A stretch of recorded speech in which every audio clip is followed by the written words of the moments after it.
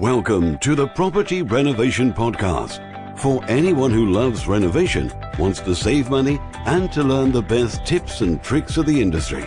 And now, your host, 3 times award winner of leading renovation website House, and over 15 years in the industry, renovating just over 200 properties, James Woodham. Hey, welcome back to the Property Renovation Podcast. This is episode 12, and I'm super excited to let you know that I interviewed a building company this time, just to get a builder's perspective on things. So I interviewed Dean, and Dean is the director of Loughton Construction Limited. It's an Essex-based company, family-run, 3 generations, and they carry out loft conversions, new builds, refurbishments, and extensions throughout Essex. And great company. He's a great guy. I've known him for a long time myself, and I was really excited to get him on. So before I send you through to listen to that, if you're not in the Facebook group, then please come and join. We've got lots of content and advice that we don't necessarily put onto the podcast. So to get on there, just go to facebook.com/groups/the Property Renovation Podcast.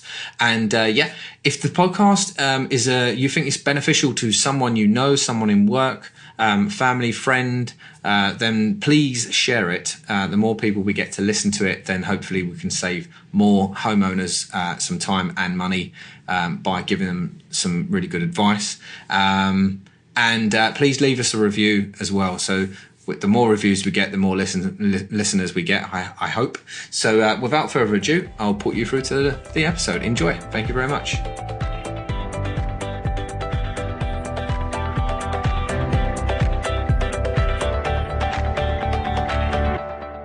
Dean, welcome to the Property Renovation Podcast. I'm really glad that I got you on because I know quite a bit about you already, and I think you've had years in the industry, so I think it would be a joy to get you on here and have people listen to what you've got to say. Can we just start with why you decided to start in the building industry, really? Well, it wasn't my choice to start. It was actually my granddad, who's not with us any longer, but he started the company. Oh, blimey. I mean, he died when he was in his 80s. And then my dad took over. And then basically I took over. My dad actually still works with me now. You know me dad. And, he's going to be retiring shortly, but it's just like I'm 3rd generation, really. Right. So it's given me, I get a lot from it, just from knowing the fact that I'm the 3rd generation, to be honest. It's sort of quite a proud feeling. Yeah. Yeah. I mean, you must have gone through and done plenty of projects in your time. Yeah. Yes, so I shouldn't have said that, sorry. No, it's fine, no problem. I've done, if I could, I just can't count how many projects I've done. I built a few houses and numerous extensions and loft conversions, pretty much done everything that's out there, to be honest. Yeah. We've kept busy full-time all the time.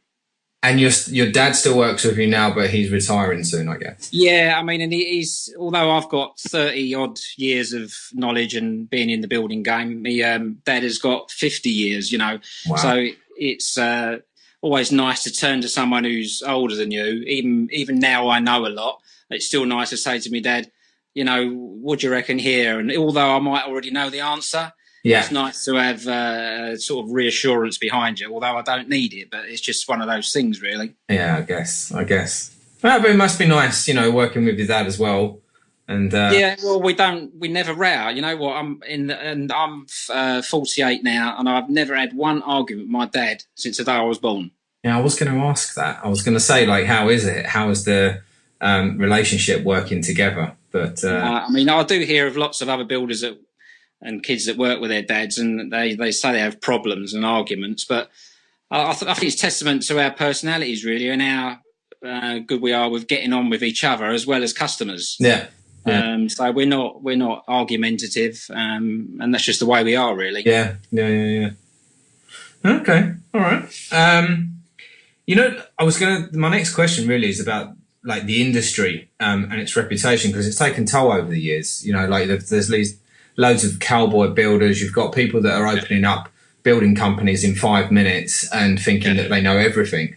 And I think, from my perspective, I think it's quite tough, on the people that have been around for many years and got all of that knowledge. Yeah.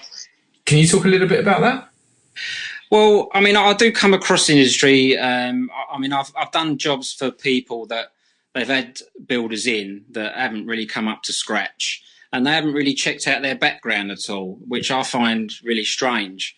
I've done extensions for people where they've had a loft conversion before I'd been there. Like they might have done it 2, 3, 5 years ago and said, "Oh, we had a nightmare with our builder." And I said to them, "Well, did you check him out?" And they said, "We didn't to begin with."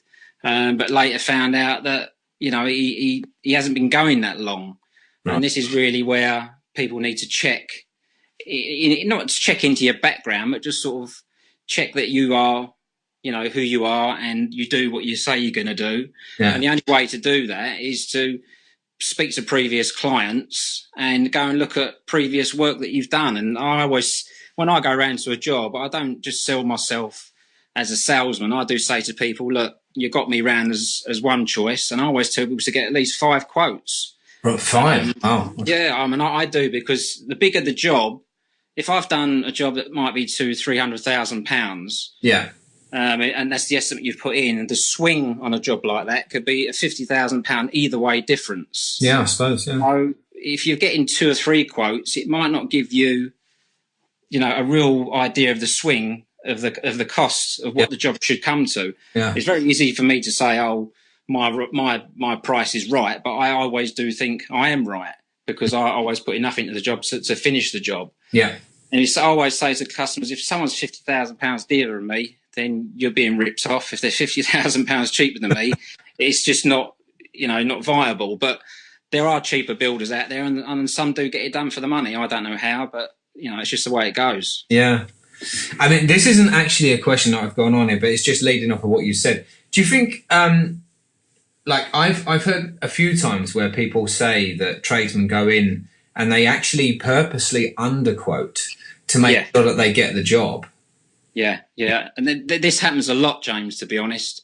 The people I've come up against a lot of that, where people just get their foot in the door with a cheap quote.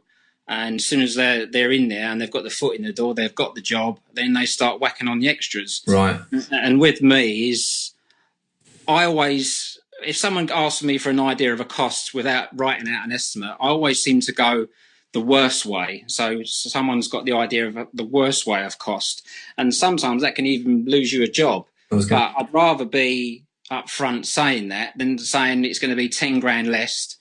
They get, they want you to do the job, and then you're starting to put the costs up when you're in there, and I don't agree with that. Mm-hmm, mm-hmm. Yeah, but like it does go on. Yeah, and it can actually work out worse, can't it? Because you. Oh yeah, I mean, the time they get through it, they can end up paying the builder more than what I've quoted. So it's just, it must be scary for people getting builders in, because it's your home. Yeah, you don't know who you're getting in, and I can understand it must be quite frightening. So this is why people have really got to look into the builder they're getting.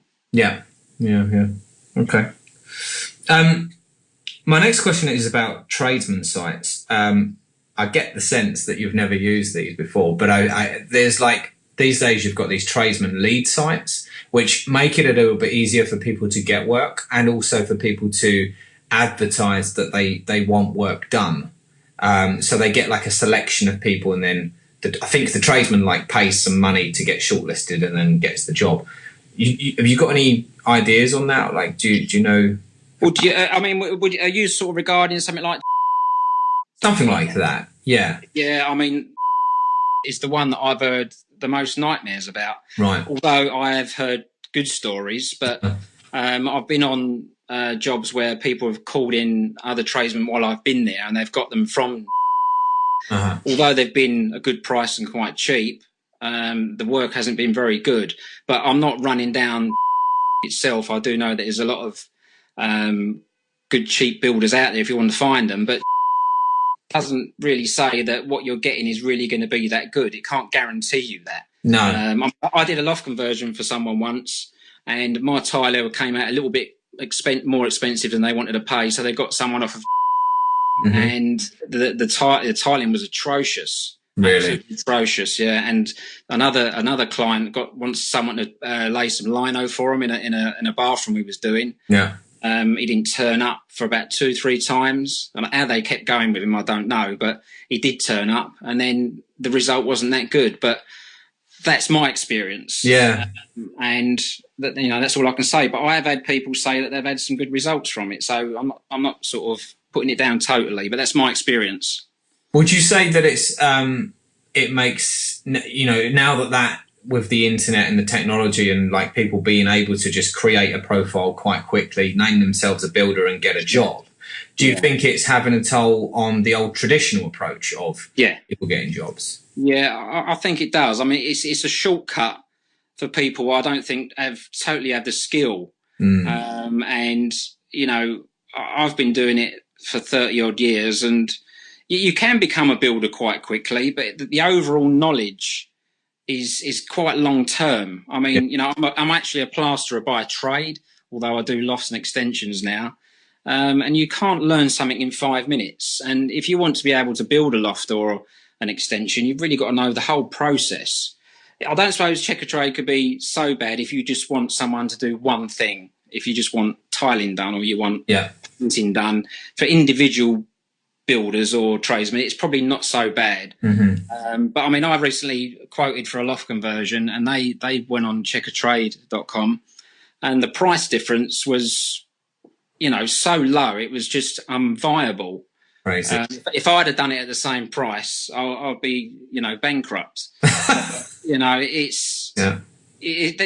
do come up against it all the time, especially with that particular website or whatever you call it. Not a website, is it? Yeah, it is. Yeah. Yeah. Okay. Yeah. I'm quite old school, so it's but there's plenty of old school about and still doing the jobs, and I think it's a testament to itself, really. Yeah, it is definitely. Let's talk about one of your most favourite projects. Can you talk about?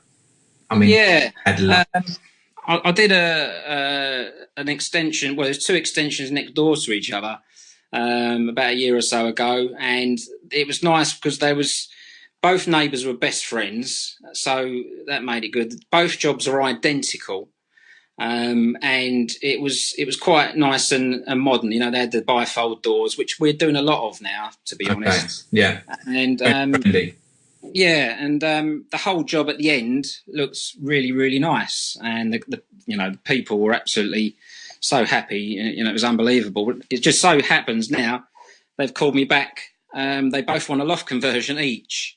So crazy. I've got to do that as well, and I've got to take the roof off both houses and do it and do the whole thing together. But it was just a nice job to do. Financially, it was good. It was a nice one, and the people were so happy, and it says it all if they called me back to do it again. Yeah. But I do get repeat work anyway. Once someone uses me, if I do an extension for them and then they move house 2 or 3 years later, I'll get the call again to come around and quote again. So that's how I get my work, really. Right. Yeah. Amazing. Yeah, that sounds like a good project. Can I ask you a little bit about the Brexit? Like, we're still going through this whole Brexit thing, whether it's going to happen, whether it's not. But do you think it's directly affected the building industry and like people making decisions? I can't say it's affected me at all. I'm still getting work coming in, and not many people have mentioned it. I've had one client that I went to, she wanted a refurb, and she was deciding whether to have a side extension and to add value to the house to sell on. And she said, well, I don't know what's happening with Brexit, so I'm going to hold off. So that is the only one I've come across since it's all been going on. And pretty much I haven't heard anyone mention it at all, apart from that. And it hasn't affected me. So I can't really, say that I've heard too much about it, James, to be honest. Okay. Well, no, it's a good sign. It's a good sign. Can you tell me a little bit about your worst job? Maybe one of your worst projects? In what respect? Is it any? It could be maybe like the project didn't turn out well, you lost money, like why that happened? You could probably elaborate on that. Or was it the customer?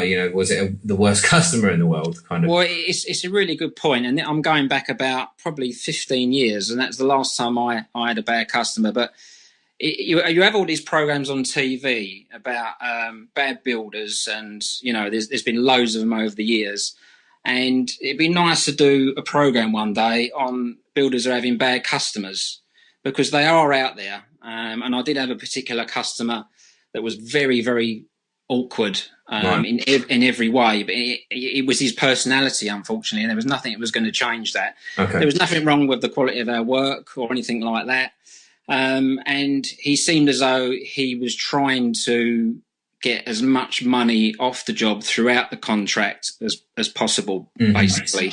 Okay. He was a bit of a liar. And the thing is that I didn't know how to handle that very well, because I'd never had bad experiences before that, and I haven't had a bad experience after. So when I came across it, I didn't really know how to handle it. And I did finish the contract, and at a slight loss. But in hindsight, I did the right thing. But in hindsight, knowing the guy he was, and I've grown up a little bit since then, I think that if I'd realised halfway through how I feel now, I would have walked off the job. Right. And I'm not sure if I'm saying the right thing or not, but as a human being, you can only take so much from anybody. And I know anyone expects a builder to complete the contract, but when you come up against someone that's almost evil, there's not a lot you can do about it. And that was my worst experience. And lucky enough, I've only ever had one. Yeah. But I'm very prepared. What that did for me was prepare me for ever it happening again. Yeah, because if I come across that again, I would handle it in a completely different way. That's all I know. Did it teach you anything? Like a lot of people would kind of reinforce the way that they operate or learn from that, and put things in place for those mistakes or for those situations never to happen again. Do you think you did any of that? I mean, now it was such a long while ago. Yeah, it's hard to remember. But the only way, I would just handle it differently. I wouldn't let it go as far as it did. I should have been a bit tougher and just nipped it in the bud a lot sooner than letting it continue. I mean, he was the type of guy that if I did decide to have walked off site, I know he would have panicked and said, "No, I want you to stay." So I think it was just pushing my buttons and pushing the limits. Yeah. And me being probably a bit too nice at the time, went with it. But I wouldn't put up with it now, to be honest. Okay. I've got a couple more questions, actually. I've got one last one here, but just a couple whilst I've been thinking about it. And it's just probably on the back of a question you said a little while ago. But if we could think about the listeners that are listening and give them 5, or not even 5, but if you could give them some tips about they're just about to do a renovation and they've got to consider builders and budget and stuff like that. Could you give like a few tips to help? Well, it depends on budget. It depends on how much you've got to spend. And, if someone wants to get a lot for their money, which some people try to do, I think that can be the dodgy thing, because it ends up pushing them into trying to get a builder that would do more for the money, which means that can be dangerous because you're pushing the builder to his financial limits. Yeah. And I've seen that happen lots and lots of times. I mean, as you know, I only do one job at a time, so I can keep everything quite well under control. Yeah. But I'm becoming a rarity. A lot of companies now are obviously doing a lot more jobs than one. But I found that it was getting aggravation because I've got a good team, but when you get bigger, sometimes you get unreliability within workers. If you've got 2 or 3, 4 jobs going, one doesn't turn up, another guy's got a hangover really in reality, but he's ringing, he says, "Oh, I'm ill." We all know the story I'm telling. Yeah. And when you've got a few jobs running and then people don't turn up and things don't start happening, then clients start to get upset, which is understandable. So That's one thing. And what was it else you asked me? No, just if you've got a few more like tips or some helpful advice if someone's about to take on a building company and like do a renovation. So you talk about budget a minute ago. Yeah, budget is not trying to fit too much into your budget. Yeah. Get the right builder and it depends what you're having done, but get the right builder. It might be costing you a little bit more, but I think if you're trying to save a few quid and you get a dodgy builder, believe me, you will know stress if he's disappearing and going and do other things. Yeah. That really is stressful for a client. And they must, like I said, getting 5 quotes. All right, a lot of people just say get 3. Yeah. But I think that's important. And go and look at any builder you decide to go with, or no, even the whole 5 quote estimates you're getting. Yeah. Go to all the clients and speak to them, but don't let the builder go with you. Let the client go on their own. Okay. Because you don't have the builder there prompting anyone. Just let the client turn up and go in there and look at the work, speak to the client without the builder being there. Mm-hmm. And if the client's going to say all the right things, which I'm always confident of, you've got nothing to worry about. Yeah. And I've got clients that are happy for me to send anyone round. Right. It's just the way it goes. And these are the sort of things that clients should look out for, when they're looking for their builder. Yeah. Okay. If you could think, if you had all of the money in the world, or you could build anything, you had any part of like bit of land or whatever, I guess that's every builder's dream, but what would you build? Like, for yourself, can you describe a little bit about what, like your home maybe? Well, I mean, I like period properties, and obviously they're quite old, but I do like them for all the period features. But being a general builder, I do loft conversions and extension. I've done a couple of, like I just said, some modern looking extensions. But for myself, I really would like to do something that's like you get in Miami. These all glass, white, ultra modern buildings. I mean, I've always wanted to do one of those, even if it's not for myself, but for someone else. And it's just getting that chance to actually to do that. And it's funny enough, I nearly did. A guy in Loughton was, it sounds a bit horrible. He was going to put his mum in a home, and he was going to knock this house down, and we was going to build it, and it was going to be one of these buildings, and it still could come off. His mum didn't go in the home. Right. But it's one of them ones that you'd like to get under your belt, because it really does show, what you could capable of doing. And then once you do one like that, you can hopefully move on to other things. Yeah. I've done a couple of houses, and they're just basic sort of ordinary houses. One was a Victorian house, which I know you was one me once. Was it in Rory? Do you remember? Rory, yes, I remember. Yeah. That was one, and we did another one in Broxbourne. But to me, they're just standard houses, not anything that really stands out. But that's what I'd like to do. One of those nice, ultra modern, Miami style houses. Nice. Okay. I think. Well, I mean, that's where we've finished. Last question, really. It's just about the podcast and what we're trying to do. Yeah.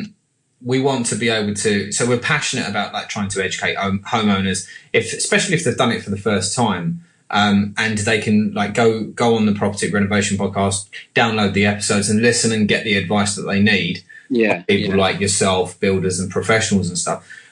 What's your opinion about it? Like what we're trying to do?